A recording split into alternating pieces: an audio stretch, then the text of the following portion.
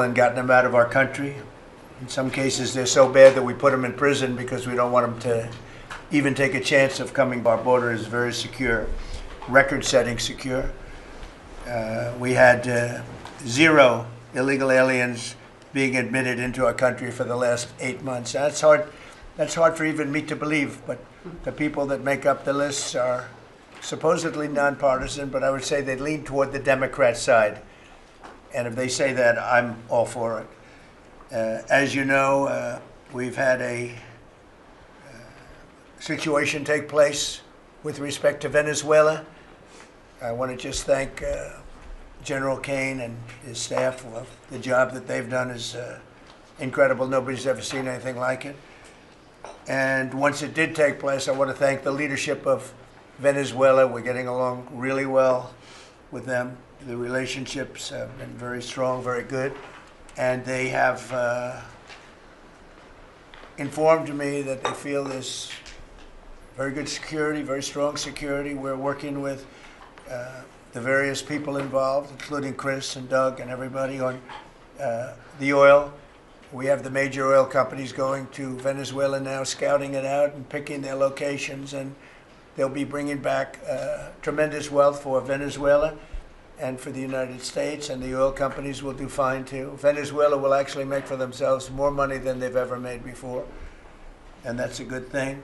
And the people of Venezuela were literally in the streets waving American flags. They were so happy. And the people in our country, like in the Doral section of Miami, which is considered Little Venezuela, they're thrilled. And I just spoke to the president of Venezuela, informed her that we're going to be opening up all commercial airspace over Venezuela. American citizens will be very shortly able to go to Venezuela, and they'll be safe there. They'll be safe. It's under very strong control. And the people of formerly of Venezuela, some want to go back and some want to go back to visit, and they're going to be able to do that. So I've instructed Sean Duffy and everybody else concerned, including the military, that if you would, by the end of today, I'd like you to have the airspace over Venezuela. Planes can go to Venezuela opened up. Okay? Yes. Thank you very much. And I want to thank all of the people in Venezuela for what they went through, and I want to thank the leadership for really they're doing a good job.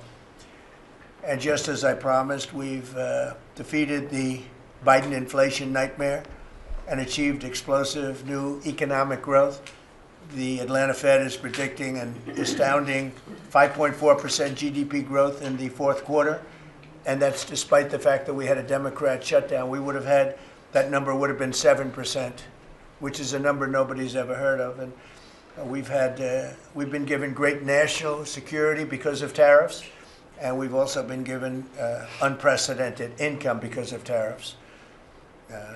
Part of the income that we gave, $12 billion, we gave to the farmers of our country, so that yesterday I was up in Iowa, and they were very happy, Madam Secretary. Yes, sir. They were very, very happy. They were great. Grateful. So the GDP growth in the fourth quarter was great. And it's going to be, I think we're going to have an amazing and incredible year. Hopefully we won't have a shutdown. We're working on that right now. I think we're getting close. The Democrats, I don't believe, want to see it either. So we'll work in a very bipartisan way. I believe not to have a shutdown. We don't want a shutdown. And just yesterday, the S&P 500 hit 7,000 for the first time ever. There's never been any time at which it's done like that. And the other stocks also, I think it was 52 times for the Dow, had hit a record high. But the 7,000 was not a number that was even thinkable if you go back a year ago. So S&P hit 7,000 for the first time ever. The stock market has set, it's actually 52, 53 all-time record highs since the election, adding $9 trillion in value to savings, retirement accounts, and 401ks. And I mean, everybody benefits, but we have record stock markets. Companies have never done well. And most importantly, if you think about it, after 4 years in which Biden got much less than $1 trillion of investment into our country, actually it was taken over 11 months, even though we're 12 months, In 11 months, we've taken in more than $18 trillion. So they did less than $1 trillion, Scott, in a period of 4 years, and we've done $18 trillion in less than 1 year. So there's never been anything like that. No other country has done those numbers, by the way, in history. 10 years ago, one country did $3 trillion. No other. We did $18 trillion. Is being invested now. Thousands of businesses, plants, equipment all over the country are being built right now. And they're going to be opening pretty soon. And when they open, you'll see numbers like nobody's ever seen before. The economy is doing amazingly well. I wish the press would report it, but people are finding out. They're seeing it. It's coming. It's becoming pretty evident. It's hard to hide. Biden inflation, which is really stagflation, cost the typical family $34,000. Think of that, $34,000. But after 1 year, growth in real incomes is outpacing inflation by more than $3,000 under Trump. So one cost $34,000 and one made $3,000. That's a big swing. Gasoline has plunged to, think of this, over $4 a gallon, depending on where you are. In California, it's $7, $8 a gallon. I was in Iowa, and they had $1.85, because I had it at $1.99 a gallon. And I was corrected by two farmers that said, I just bought my gasoline for $1.85. So, Chris, you have to be doing something right, you and Doug, right? But I don't want to give you too much confidence. You got to keep it going. We're drilling, I think I can say we're drilling more than at any time ever in the history. We're taking out more energy out of our land, but specifically, if you look at oil and gas, we've never been anywhere even close. Is that a correct statement? That is correct. All-time records. Yeah, great. It's a great job. Well, it's supply and demand. So that's going down rapidly. And, you know, when energy goes down, everything else goes down. They tried to do their thing. It was a disaster. Then they ran back very late to the Trump policy, but they didn't do the Trump policy. They cut leases. They did everything that they could do, but they lost it. And they were very high, and we're now less than $2 in many areas, $2.30 a gallon average. Grocery prices, airfares, hotels, car payments, and rent prices are coming down very fast. And you don't hear the word affordability issued by the Democrats anymore. Now they're going into other things because they're getting beaten badly on affordability. Remember that when I was elected, I came into office, I inherited a total mess, starting with eggs, which were 4 times higher than they were just a year before. And Brooke got them down very quickly before Easter. They said they wanted me to buy plastic eggs for the egg hunt, at the very famous egg hunt at the White House. Sir, would you buy plastic eggs? I would buy a lot, of like 100,000 eggs. I said, we're not going to buy plastic eggs. And by the time we had the egg hunt a few months later, we had the prices down pretty good. And now they're really low. Now they're at a very low level. So we really have, you don't hear the word affordability because we inherited very high prices, and we inherited the highest inflation in 48 years. I say the history of our country. I think it sounds almost the same. Actually, I think 48 years sounds actually worse for some reason. So I'll go with the 40, because the press corrected me. I said history, and they said, it's not a history, it's 48 years. I said, I'll accept that. And we had the highest inflation in 48 years. We have now as you saw yesterday with the Fed, I'm not a fan of his. He said that inflation essentially is not a factor. It's really been pretty amazing. I just put out a statement about his statements. I won't repeat them here because they're too angry. And thanks to our tax cuts, millions of Americans will soon receive record-setting tax refunds. You're going to get a lot of tax refunds, with the average refund expected to be over $1,000 higher than it has been at any time. So we're going to be getting some pretty good refunds, a lot of people. If congressional Democrats had their way, Americans would right now be facing the largest tax hike ever. You know, their proposal was to raise taxes very substantially. And our proposal, which is in the great, big, beautiful New Deal, it's a New Deal in its own way. It's a Republican version of the New Deal. Right behind you is a nice picture of FDR. This is a much better deal than the FDR deal. But we have the great, big, beautiful bill and it's given tremendous tax cuts and a lot of other things. People are now finding out how good it is, and it's just kicked in as of January 1st, by the way. So we're really starting to see it. Even though it's a month, we're really starting to see it. The U.S. economy would be cratering if they had won this election. Our country would be in very bad shape. Would be maybe not much of a country anymore. I don't think it would be a country anymore. They were doing everything wrong, but they were going to give you the largest tax hike in history, and we're giving you the largest tax cut in history in the great, big, beautiful bill. In addition, I think it's very good. I think it's very important. You have no tax on overtime, no tax on tips, and no tax on Social Security, but you also have, you're getting this is the first time this ever happened. If you buy a car, you go out and borrow money, you get an interest deduction. You take the interest rate, the interest that you're paying on the loan, you're able to deduct it for income tax purposes.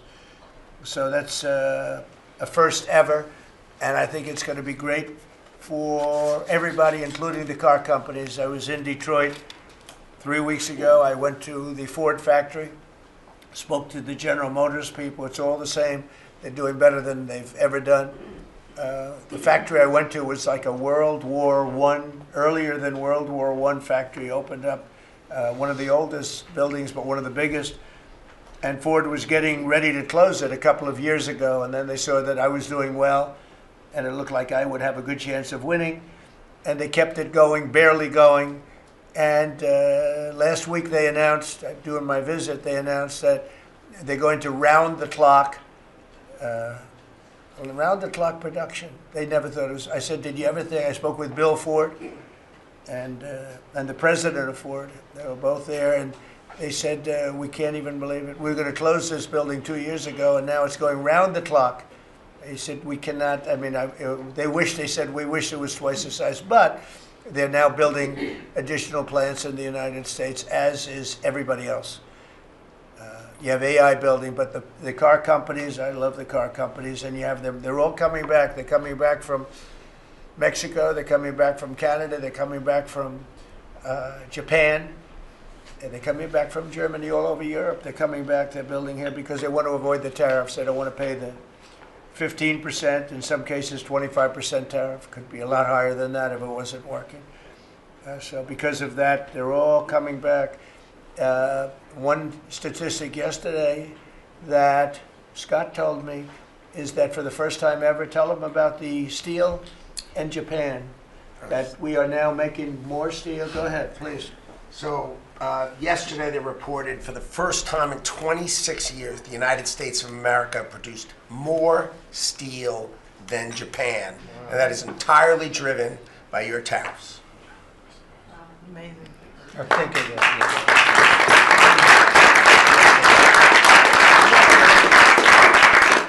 He obviously said that much better than I did, because I got no applause, and I'm giving you home run after home run. He says one thing and everybody. I should have saved that one for myself. No, but think of it. First time, and they read almost 30 years, but I guess it's what, 26, 27 years, that we are now producing more steel than Japan. Japan being a big steel producer. Japan and other countries really took our steel production away from us. Now, if you think of this, 3, 4 years ago, the steel companies were all closing up. We worked a fantastic deal with U.S. Steel. We saved U.S. Steel. And now it's all coming about. But and that's just the beginning. There are a lot of steel plants right now being built. So that's an amazing number. Nobody would have believed that. If you would have said that 3, 4, 5 years ago, people would have said, yeah, it's not a true fact. But so it has to be true, because otherwise you question me on everything. I have to be extremely accurate. I don't exaggerate it. I don't want to exaggerate, because you will call me. You don't call other people, but you would call me under my most favored nation spot, which I think is the most important thing, Bobby, of all what we've done, because we're bringing drug prices down by 80, 90%, depending on the way. You could say 5, 6, 7, 800%. Depends on the way you want to calculate it, right? But let's go the old-fashioned way. But drug prices for prescription drugs will be down 80, 90%, 75%, 68%. They've only gone up for years and years and years. They've only gone up, and now we're going to have essentially the most favored nation, we're going to have the most favored price in the whole world. Whatever the lowest price in the world is, that's what we're going to pay. And I don't want to go into a big deal, but nobody else could have gotten this but this administration. I'm being very nice when I say that. The cost of prescription drugs is coming down by a number that was never even thought of. This will have a huge impact on healthcare, by the way, because obviously drugs are a big part of healthcare, and it will help repair some of the Unaffordable Care Act's damage that they've done, because the Unaffordable Care Act, which is Obamacare, it's unaffordable. It's not affordable, and it's a disaster. And hopefully we will be paying money directly to the people instead of giving the insurance companies the money. They'll go into a healthcare savings account or whatever it is. But think of it, we pay the money, billions and billions, really trillions of dollars going to insurance companies. We want that money to go to the people. They buy their own health care. And it's so popular. The problem we have is the Democrats are owned by the insurance companies. They're literally owned lock, stock, and barrel by the insurance companies, and they hate it. But the people love it, including all Democrats. So I think we'll perhaps be successful with it. But it was an idea I had. You know, I read the papers, and I'm reading one of the stories about the insurance companies, how much money they're making, where they received, you know, billions and billions of dollars for this stuff from the United States of America, and their stock has gone up by 1,400%. Think of it, 1,400. One went up 1,700%. Numbers went up. If you go up 1,000%, you're doing bad in that business, right? And it's all because of the money. Not all, but mostly because of the money the United States pays to the insurance companies. They say, this is big stuff. And I asked somebody, why don't we just pay the people directly? And they said, that's a good idea. You know, it's funny, it's a very complicated business, but actually it's not so complicated. And I went to Bobby and I went to Dr. Oz. I said, can I talk to you guys about this? Is this the kind of money the insurance companies get? Yes. Why don't we pay the people directly? And the primary answer was that the Democrats will never go along with it. But the people go along with it, because I put it out, it went viral. It went viral. Susie, I went all over the place. It became the biggest story. I just said it. And so I think we have a great situation if we can do it. But if you think most favored nation policy for drugs will bring your drug prices down at levels. So now if they're selling a pill for $10 in London and $130 in New York, the London price will go up to $20 and we'll go down to $20. So we'll go from 130 down to 20. And by the way, tariffs did it again, because the drug company said, we'll do it begrudgingly, but they were okay. But we'll do it, but no nation's going to approve it, because even if you raise the price by, like on a pill, $10 to $20, you're doubling the price of their prescription drugs. I said, no, they'll do it. And when I got them on the phone, I said, if you don't do it, we're going to charge you very substantial tariffs, more money than that's going to cost you. And they said, we'll do it. And before, I don't know that any other president even tried to do it. We can't find it. But if they did try, they wouldn't have gotten through the companies. They wouldn't have gotten through the company, and then they wouldn't have gotten through the country. I spoke with Macron. He was the first one. He was not at that time wearing sunglasses. And he said, no, Donald, I will not do this. I will not. I won't even consider. You're asking me to double the price. I said, you have no choice. You have to do it, because you guys have been ripping us off. In other words, the whole world, we've been subsidizing the whole world on drug costs. That's why. They were $10 and we'd be at 130, as an example. There were many examples. I could give you examples even worse. He said, no, I will not do that. And I said, yes, you will. 100% you'll do it. He said, no, I won't do that, Donald. You're asking me to double the cost of our prescription. We will not do that. I said, look, you've been ripping us off now for decades. We're not going to do it anymore. You can do it under Biden and Obama and other people. You're not going to do it under us. We won't do it. I said, well, if you don't do it, I'm going to charge you a 25% tariff on all of your wine, champagne, and everything else you sell into the United States. He said, like I said, I will do it. And that was the end of the conversation, right? That was the end of the conversation. So now we have favored nations that everybody said would be impossible to get. And I then had the same conversation with 15 other countries. Every one of them agreed. after a short conference. They all said no, and then within a matter of seconds, they said, we would be very happy to do that. Thank you for asking in such a nice way. And it's a great achievement. I think it's going to be one of the best achievements we've had in this country in a long time. So we're going to be knocking drug prices down at levels never seen before. I want to thank the drug companies because once they agreed, they really did. They felt it was very unfair. One of them told me it's actually a relief to agree because this has been just a rough thing for me, to justify, because they couldn't justify it. I said, how come in London I can buy something for $10 and in New York I have to pay $130? And they go, well, it's research and development. I said, yeah, but you have research and development from them. Made in the same factory, made in everything. This is where my friend, who's very successful, I told you, a seriously overweight person, he takes the fat pill or the fat shot. And he was in London and he said, costs $87 there, costs $1,300 in New York. What's going on? He called me up. And I knew that, but he put it in a very blunt way. I've known him a long time. He's a crude individual, but smart as hell, made a lot of money. But he just thought it was sort of ridiculous. He happened to be in London and he got the shot, Ozempic, I think, or one of them. And I told him it wasn't working. For him, it didn't work. And he brought up a good point. It didn't work. I told him, he knows who I'm talking about. He's going crazy. He begs me not to mention. He's not talking about me, ladies. No, it's not our great vice president. No, but he begs me not to mention his name because he's become very famous without mentioning his name. And he is actually a very well-known business person. But he did make a point. But I knew the point very well. We were always paying far more than any other nation. We were subsidizing the world. Right now, there's no more of that. So we're going to be bringing the drug prices down at numbers never seen before. It's going to have a huge impact, positive impact on healthcare. So with that, we are going to ask a couple of people to say a few words. And we're not going to go through the whole table because the last time we had a press conference, it lasted for 3 hours. And some people said he closed his eyes. Look, it got pretty boring. In all fairness, I love these people. But there's a lot of people. It was a little bit on the boring side. But I didn't sleep. I just closed them because I wanted to get the hell out of here.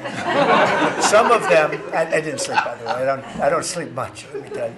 But it's funny. Some of them got me in a blink. When you go like, and they took me as at the closed segment of my cycle. And they said he's sleeping. And besides that, Marco, between these two guys, if I was sleeping, they'd be waking me up very fast. They'd be knocking me, come on, you got to wake up, boss. But no, we've had great meetings. Look, we're the most transparent presidency by far, and I love going around the room, but we're going to pick a few people. I think I would like to ask Steve if he could just give us a brief description of how well we're doing in the Middle East, because we have peace in the Middle East now. There's a couple of little minor flames that we put out very easily. And very importantly, we got our last hostage back, which is incredible. Unfortunately, this was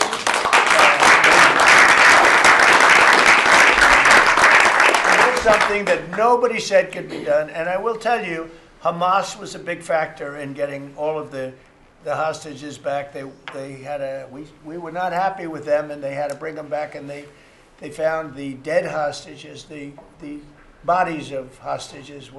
And those parents wanted their sons back. I think in all cases, sons. But they wanted their sons and their family. They wanted their sons back as much as the people that had living hostages that we got them back to. So we got the 20, but remember, we got hundreds back previous to that. But I always said getting those last 20 back is going to be very tough. And we got them back, and we got all of the bodies back also, which to those parents was just as important as getting back the son that was living. Steve, could you give us a little description, please? Well, your policy of peace through strength, that's what delivered them home. Without that pressure, it never happens. We are in the second phase now.